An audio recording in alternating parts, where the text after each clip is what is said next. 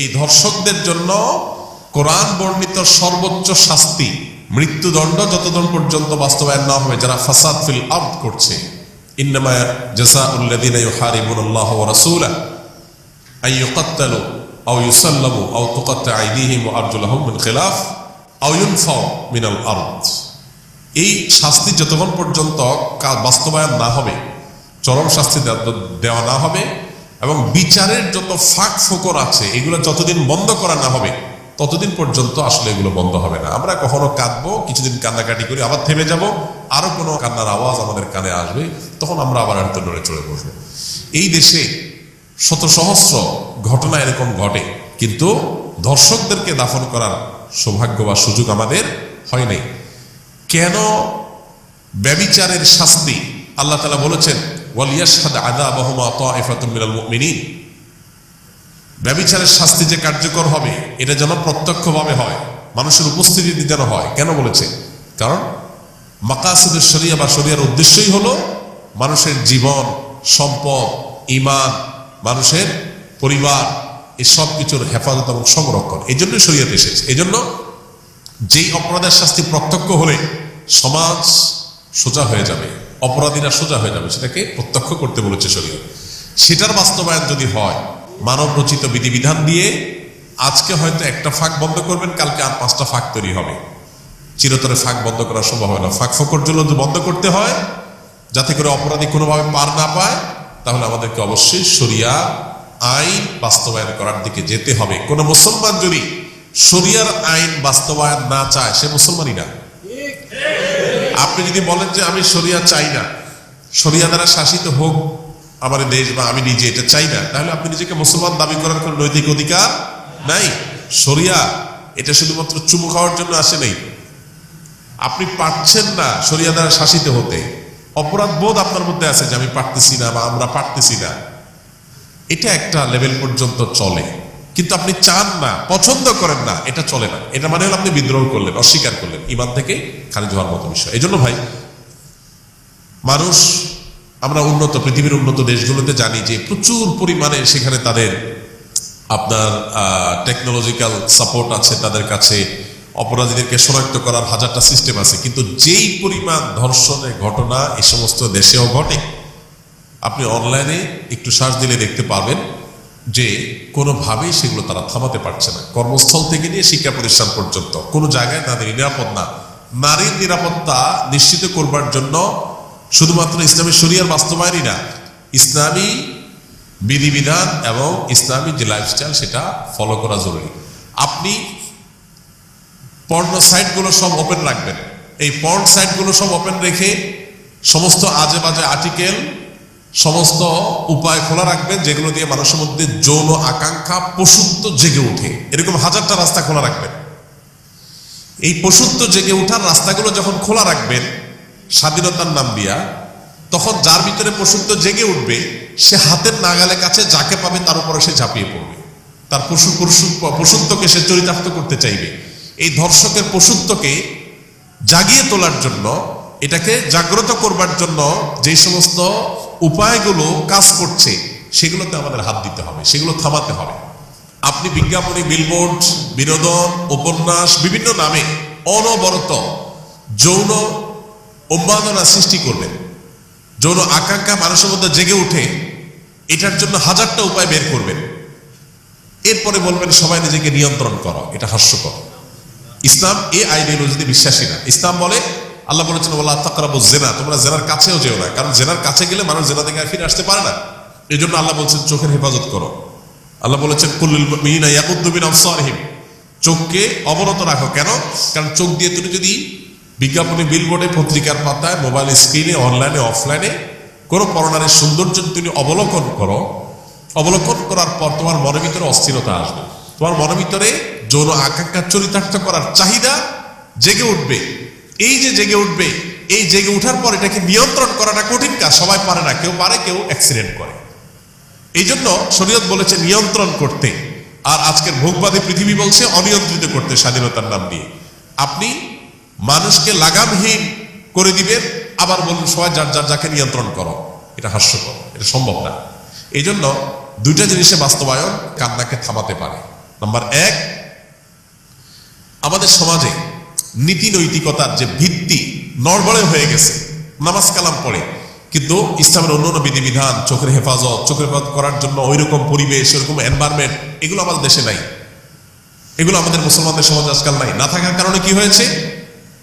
মানুষ তার ভিতরে যৌন আকাঙ্ক্ষা জেগে উঠছে, পশুত্ব জেগে উঠছে, ধর্ষকরা দর্শক হয়ে উঠছে। তো এই জন্য একদিকে ইসলামের এই অনুশাসন, বিধিবিধান, এগুলোকে কঠোরভাবে মেনে চলার জন্য চেষ্টা করতে হবে। পশ্চিমাদের শেখানো পথে আমরা স্বাধীনতার নাম দিয়ে মেয়েদেরকে পণ্যে পরিণত করব, তাদেরকে ভোগ্য পণ্যের মতো করে উপস্থাপন করব। ছেলেদেরকে আমরা তাদের যৌন আকাঙ্ক্ষাকে জাগ্রত করে তুলব, আবার অপর দিকে বলবো না সব মেয়েরা সেফ থাকতে হবে, তাদের কোনো কিছু হতে পারে না। এটা সাংঘর্ষিক এবং আপনার পরস্পর বিরোধী কাজ। এজন্য একদিক থেকে ইসলামের অনুশাসন মানতে হবে, নীতি নৈতিকতা, এটা আমাদের সমাজে চর্চা বাড়াতে হবে। আর অপর দিকে এ ধরনের অপরাধকে সংগঠন করলে তার জন্য কোরআনের দেওয়া সর্বোচ্চ শাস্তি প্রকাশ্যে বাস্তবায়ন করতে হবে। এই দুইটা প্রচেষ্টা যদি সমান্তরাল ভাবে হয়, বিচার থেকে আইনের ফাঁকফোকর দিয়ে বের হওয়ার যত রাস্তা আছে এগুলো যদি বন্ধ করা হয়, ইনশাআল্লাহ এ ধরনের নির্মমতা কথা আমাদের আর শুনতে হবে না। আল্লাহ আমাদেরকে সে সুদিন দান করুন। গতকালকে থেকে আমি কি পরিমাণ কান্নাকাটি করছি, কি পরিমাণ অন্তরের মধ্যে ব্যথা এই বাচ্চাটার জন্য। আমার মেয়েরা আমাকে জিজ্ঞাসা করছে, বাবা তুমি কাঁদতেছো কেন? আমি আমার মেয়েদেরকে উত্তর দিতে পারি নাই। বলেন তো, আমার একটা মেয়ের বয়স 11 বছর, একটার বয়স 6 বছর, আরেকটার বয়স 4 বছর। এরে এই কেস কেমনে বোঝাবো? আমি উত্তর দিতে পারি নাই। দুনিয়ার সব মানুষের চোখের পানি যদি এক করেন, তারপরেও এই বাচ্চাটার যে ব্যথা, এই ব্যথাকে আপনি এক ফোঁটার সমান মিলাতে পারবেন না। সে মরে যায় নাই, সে বেঁচে গেছে, আমাদেরকে মেরে দিয়ে গেছে, আমাদের সবাইকে মেরে দিয়ে গেছে। প্রিয় ভাইয়েরা, সবাই বিচার চায়, কিন্তু আল্লাহর বিচারের সৌন্দর্যের কথা বললে আমরা দেখতে পাই এক শ্রেণীর চোখের উপরে সেই জায়গায় এসে দেখা যায় ও যা আল্লাহ বাসারিহি গিসাওয়া, না ওইটা আর ভালো লাগে না। আল্লাহ বললেন তুমি বলো দৃষ্টান্তমূলক বিচার। তোমার দৃষ্টান্ত আর কি দৃষ্টান্ত? দৃষ্টান্ত তো আমি আল্লাহ দেখাই দিছি। এমন জায়গায় মারবে, কোমর পর্যন্ত পুঁতে পাথর নিক্ষেপ করে হুট করে ফাঁসি দিলাম রাত 12টায় 1 মিনিটে, এ তো আরামের মৃত্যু। এত আরামের মৃত্যু তার হতে পারে না।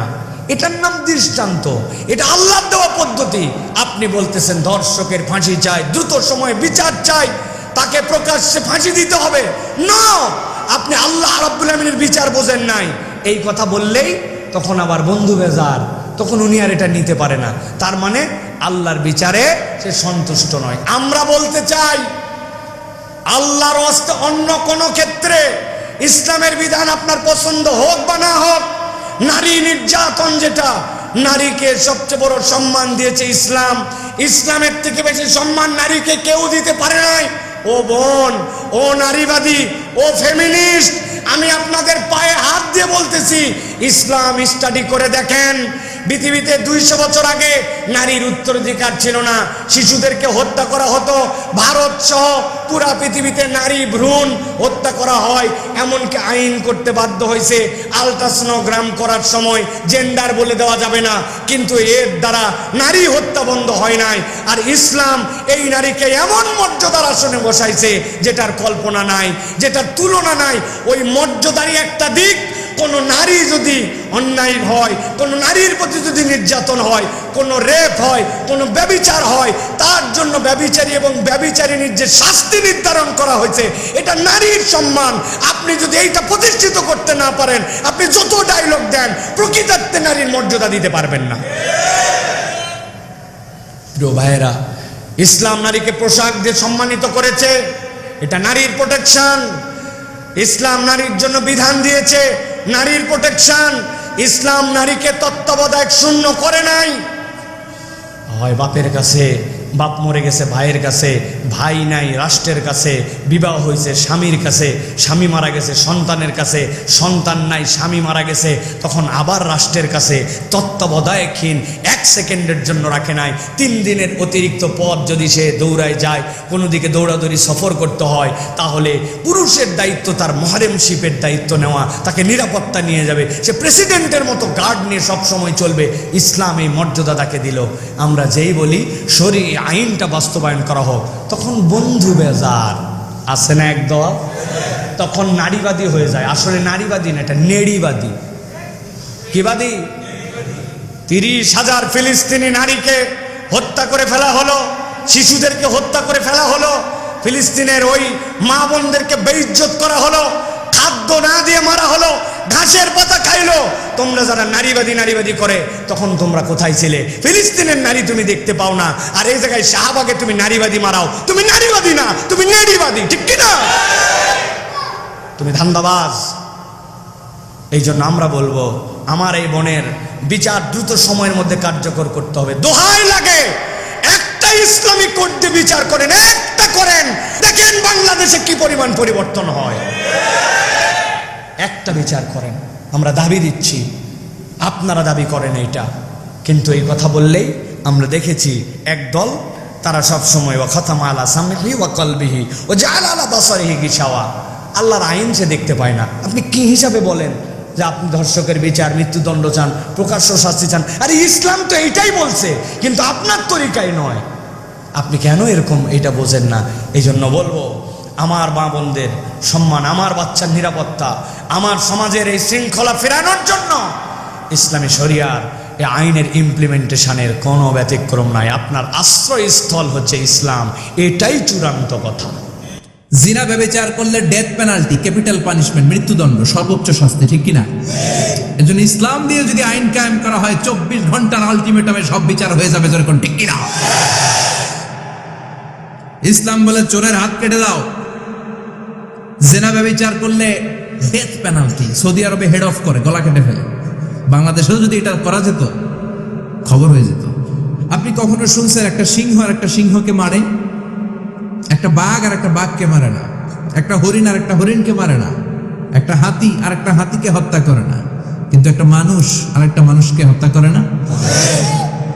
আপনি কখনো শুনবেন না যে একটা বাঘ আর একটা বাঘকে হত্যা করে 10 টুকরা করছে? শুনছেন? একটা হাতি আর একটা হাতিকে মেরে 30 টুকরা করছে, শুনছেন? কিন্তু মানুষ আর একটা মানুষকে শুধু নৃশংসভাবে হত্যাই করে না, হত্যা শেষে তাকে 10 টুকরা করে, 15 টুকরা করে, 30 টুকরা করে বস্তাবন্দি করে। চিল্লা এখন, ঠিক কিনা? পাওয়া যায় না এরকম লাশ? গুম করে ফেলছে, ক্রস ফায়ার করে ফেলছে, মেরে ফেলছে, হাত পা বেঁধে, চোখের রশি বেঁধে, বস্তার ভিতরে ভরে ক্ষেতের মধ্যে ফেলে দিচ্ছে। 3 দিন 4 দিন পর এরকম লাশটা ফুলে উঠছে, পাওয়া যায় না? পত্রিকায় বিভৎস লাশ দেখে আমরা অবাক হই। কোন প্রাণী এমনটা করে না, মানুষ মানুষকে মেরে টুকরা টুকরা করে। একটা ছাগল বনের সব ছাগলগুলোরে মেরে ফেলতে চায় না, একটা হাতি ওই জঙ্গল থেকে সব হাতিগুলোকে শেষ করে দিতে চায় না, কিন্তু মানুষ আগুন জ্বালিয়ে জনপদের পর জনপদ ছারকার করে দেয়, গুলি মেরে এলাকার পর এলাকা ঝাঁঝরা করে দেয়। দ্বিতীয় বিশ্বযুদ্ধের সময় আমেরিকা জাপানের 2টা সিটিতে 2টা বোমা মেরেছে, হিরোশিমা নাগাসাকি। হিরোশিমাতে মেরেছে লিটল বয়, নাগাসাকি শহরে ফেলেছে ফ্যাট ম্যান। যে পাইলটগুলো বোমা মারতেছে নিচে, ওই পাইলটগুলো মানুষ না? মানুষ। আর যাদেরকে মারার জন্য মারতেছে তারাও কি মানুষ? মানুষ এতটাই নিকৃষ্ট হতে পারে, সে তার জনপদের সবাইকে ছারখার করে দেয়, তার গোষ্ঠীর সবাইকে মেরে ফেলতে কুণ্ঠাবোধ করে না। চিল্লা এখন, ঠিক কিনা? এজন্য আল্লাহ ডেকে বললেন, লাহুম কুলুবুল লা ইয়াফকাহুনা বিহা ওয়া লাহুম আ'য়ুনুল লা ইউবসিরুনা বিহা ওয়া লাহুম আযানুল লা ইয়াসমাউনা বিহা উলাইকা কাল আনআমি বাল হুম আযাল উলাইকা হুমুল গাফিলুন। আল্লাহ বললেন, ওদের চোখ আছে, ওরা চোখ দিয়ে দেখে না, হৃদয় আছে, হৃদয় দিয়ে তার ভাইয়ের জন্য তার মায়া লাগে না, কান দিয়ে আকুতি চিৎকার এই কথাগুলো শুনতে পায় না। উলাইকা কাল আনআম, দেখতে এদের হাত আছে, পা আছে, চোখ আছে, দেখতে মানুষের মতো, আসলে এগুলো মানুষ না, এগুলো পশু। বালহুম আদাল, পশুর চেয়েও খারাপ, ঠিক কি না? এগুলো শুধু পশুই না, এগুলো পশুর চেয়েও খারাপ। তো এই কোরআন যদি আপনি পড়েন, আপনার এই পশুত্বের মনোভাবটা দূর হয়ে যাবে, আপনি মানুষের মতো মানুষ হতে পারবেন, ঠিক কিনা? এজন্য আল্লাহ মানুষের নামে একটা সূরা দিলেন, সূরার নাম আল ইনসান। সূরার নাম সবাই বলেন আরো জোরে। ইনসান মানে কি? আরো জোরে কোন? আমরা সবাই কি? মানুষ। মানুষ নিয়ে মানুষের মধ্যেও কৌতূহলের শেষ নাই। বিজ্ঞানীদের মতে মানুষ হচ্ছে হোমোস্যাপিয়েন্স গ্রুপের একটা প্রজাতি, যার বিবেক আছে, বাক শক্তি আছে, বুদ্ধি আছে, চেতনা আছে, উপলব্ধি করার মতো ক্ষমতা আছে। চিল্লা এখন, ঠিক কিনা? মানুষের আসল রূপটা কি, মানুষ আসলে কেমন, এ নিয়ে মানুষেরই গবেষণার শেষ নাই। আপনারা একজন জার্মানি দার্শনিক আছে, কার্ল মার্কস, নাম শুনে থাকবেন, শুনছেন না? উনি অনেক গবেষণা করে পাইলেন মানুষ হচ্ছে পেট সর্বসুজীব, মানে মানুষের পেট ঠান্ডা তো দুনিয়া ঠান্ডা। উনি গবেষণা করে পাইছে মানুষের পেট ঠিক তো সব ঠিক। উনার পরে আরেক দার্শনিক আসলো, ওনার নাম হচ্ছে ভ্লাদিমির লেনিন। ওনার বাড়ি হচ্ছে রাশিয়া, উনি রাশিয়ান স্কলার, ফিলোসোফার। উনি এসে বললেন না, মানুষের পেট সমস্যা বড় সমস্যা নয়, মানুষের আসল সমস্যা হচ্ছে যৌন সমস্যা, সেক্স সমস্যা। মানুষের সেক্স ঠান্ডা তো সব ঠান্ডা।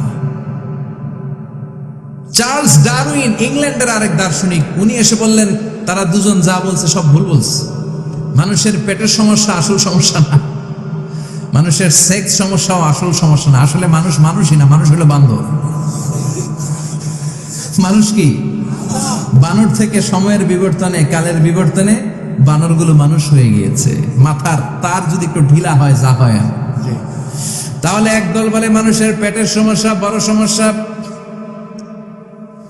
আরেক বুদ্ধিজীবীরা বলে মানুষের খাদ্যের সমস্যা বড় সমস্যা, কেউ বলে যৌন সমস্যা বড় সমস্যা, আরেক আবাল বলে মানুষ মানুষ না, মানুষ হলো বান্দর। আল্লাহ বলে একটাও ঠিক কইতে পারে নাই, ঠিক কিনা? আল্লাহ বলে মানুষ তাদের পেটের সমস্যা বড় সমস্যা নয়, মানুষের যৌন সমস্যা বড় সমস্যা নয়, কশিনকালেও মানুষ বানর নয়। মানুষকে আমি আল্লাহ নিজ তত্ত্বাবধানে তৈরি করেছি। মানুষ হলো আশরাফুল মাখলুকাত। মানুষ কি? আশরাফুল মাখলুকাত, গোটা সৃষ্টিকুলের মধ্যে সেরা। এজন্য নূরের ফেরেশতাও মানুষকে সেজদা দিতে বাধ্য হয়েছে। চিল্লা এখন, ঠিক কিনা? তুমি মাটির আদমকে প্রথম সৃষ্টি করিয়া ঘোষণা করিয়া দিলে শ্রেষ্ঠ বলিয়া, তাই তো নূরের ফেরেশতা করে আদমকে সেজদা, ঠিক কিনা? তাই তো নূরের ফেরেশতা করে আদমকে সেজদা, সবার চেয়ে সম্মান দিলে মাটির আদমকে। পড়েন আল্লাহু আল্লাহু তুমি জাল্লে জালালুহু, শেষ করা তো যায় না গে তোমার গুণগান। আল্লাহু আল্লাহু, সুবহানাল্লাহ পড়েন। আল্লাহ বলেন পেটের সমস্যা সমস্যা, কিন্তু আসল সমস্যা না। মানুষের যৌন সমস্যা বড় সমস্যা, কিন্তু আসল সমস্যা না। মানুষ বানর নামের প্রজাতির ভেতর দিয়ে মানুষ হয় নাই, মানুষকে আমি নিজে তৈরি করেছি, মানুষকে আমি আশরাফুল মাখলুকাত বানিয়েছি। সুবহানাল্লাহ। يا نفس إن لم تظفري